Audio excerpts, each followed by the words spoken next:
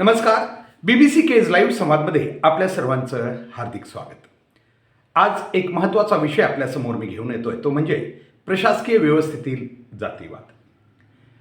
या भारत देशामध्ये एक प्रशासकीय व्यवस्था आहे, ज्या व्यवस्थेवर संपूर्ण समाजाचा विश्वास सुद्धा आहे. कारण या देशात या प्रशासकीय व्यवस्थेमध्ये गेलेला प्रत्येक अधिकारी अतिशय अभ्यास करून गेलेला असतो. त्यातली त्यात IAS, IPS किंवा MPSC या माध्यमातून गेलेला अधिकारी तर निश्चित एक परिपक्व अधिकारी असतो. तो समाज म्हणून सगळ्या भूमिका जाणू शकतो. समाज काय आहे, या मनुष्यनिर्मित जातीच्या बाहेर समाजाचं काय महत्त्व आहे, हे या अधिकाऱ्यांनी आपल्या अभ्यासातून अभ्यासलेलं असतं. तरीही एवढं सगळं असताना सुद्धा आणि त्याला हेही माहिती आहे की मी जो पगार घेतो आहे तो पगार या देशातील सर्व जाती धर्माच्या लोकांच्या टॅक्स व्यवस्थेतून किंवा कर प्रणालीतून मी घेतो आहे, हे बी त्याला माहिती आहे. असं असताना सुद्धा आजकाल आम्ही हे पाहतो आहे, अनेक शासकीय, विशेषतः शासकीय मी म्हणतोय, कारण खाजगीमध्ये तर आपण याला फारसं काही करू शकणार नाही, ज्याचा त्याचा नीतिमत्तेचा प्रश्न आहे. परंतु प्रशासकीय व्यवस्थेमध्ये जे अधिकारी आहेत त्या ठिकाणाहून अनेक आता सूर निघू लागलेले. अगदी उघडपणे सांगायचं म्हणलं तर एखादा मराठा अधिकारी असेल, त्याच्या हाताखाली असणारे इतर समाजाचे जर काही कर्मचारी किंवा अधिकारी वृंद असतील, त्यांच्यावर त्यांचा इनडायरेक्टली डायरेक्टली काही जातीवाद होतो असा आरोप आहे. अगदी त्याच प्रकारात अगदी इतर कोणत्याही समाजातील अधिकारी जेव्हा उच्च पदावर असतो, तो बाकी अगदी मराठ्यासहित इतर समाजावर तो अशा प्रकारचा जातीवाद करून पक्षपातीपणा करतो, असे आता आवाज निघू लागलेले आहेत. आणि विशेष म्हणजे या गोष्टीला कुठंही असं प्रूफ देता येत नाही. अनेक प्रकारे असे असतात, अनेक टॉर्चर असं केलं जातं की त्या ठिकाणी ते उघडपणे त्या संबंधित अधिकारी कर्मचाऱ्याला सांगता येत नाही. काही वागणूक असं असतं की ते दाखवता येत नाही. अशावेळी यावर आता शासनानं प्रत्यक्ष आणि समाजानेही लक्ष देणं गरजेचं आहे. विषय गंभीर आहे आणि विशेष म्हणजे याच्यात एका कुठल्या जातीचा अधिकारी आहे असं अजिबात नाही आहे. पुन्हा मी सांगतो, याच्यात सर्वच जातीचे अधिकारी जेव्हा वरिष्ठ पदावर जातात तेव्हा ते असंच करताना काही आढळतं आहे. आता मी जेव्हा आपण ह्या प्रश्न मांडतो तेव्हा नक्कीच प्रशासनामध्ये अपवादात्मक काही अधिकारी असे आहेत, कर्मचारी असे आहेत, ते जातीवादात कधीच वागत नाहीत, हे बी आपण मान्य केलं पाहिजे. आहेत ते माणुसकीला धरून चालतात, जातीच्या बाहेर जाऊन आपल्या काम करतात. परंतु बहुतांशी लोक आता प्रशासन व्यवस्थेमध्ये जातीकडे वळल्याचं दिसतंय. ही बाब समाजासाठी खूप गंभीर आहे आणि म्हणून याच्यावर खूप गंभीरपणे विचार झाला पाहिजे. विशेष म्हणजे ही आता एक फॅशन बनली आहे की आपल्या जातीचे कोणी कर्मचारी, आपल्याच जातीचे कोणी अधिकारी असतील, त्यांना थोडा अधिकचं म्हणजे साथ द्यायची आणि बाकीच्यांना थोडंसं अधिक डॉमिनेट करायचं, त्यांना जास्त टॉर्चर करायचं, त्यांना अधिकची कामं सांगायची किंवा त्यांच्याकडून अधिकचं काही करून घ्यायचं, अशा प्रकार. आणि विशेष म्हणजे इथं नोकरी असल्यामुळं हे अधिकारी कर्मचारी बोलू बी शकत नाहीत.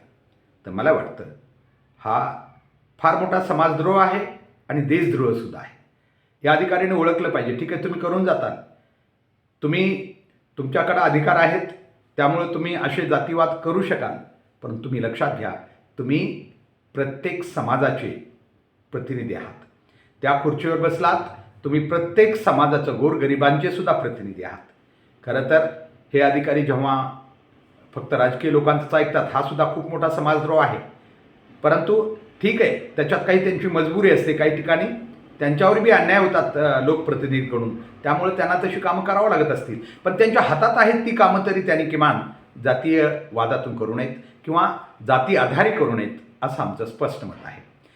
या गोष्टीला खरं तर या पुढच्या काळामध्ये, कारण का अलीकडं हल्ली आपण बघतोय वेगवेगळी आंदोलनं चालू आहेत, त्याच्यामधून हा जातीय दृष्टिकोन जास्त वाढत चाललेला आहे.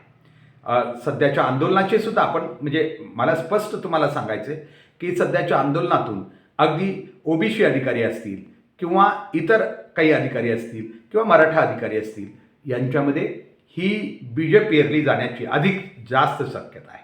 एक तर अगोदरच आहे, ते उगं नाही म्हणायचं नाही, आपल्या सगळ्यांना माहिती आहे आणि सगळे जाणतात हे होत आहे, परंतु ते किमान मर्यादेच्या बाहेर होता कामा नये. खरं तर होऊच नाही ही अपेक्षा आहे. कारण का की समाज तुमच्यावर आहे. सगळ्याच जाती धर्मांचे प्रतिनिधी म्हणून तुम्ही त्या खुर्चीवर बसलेला आहात.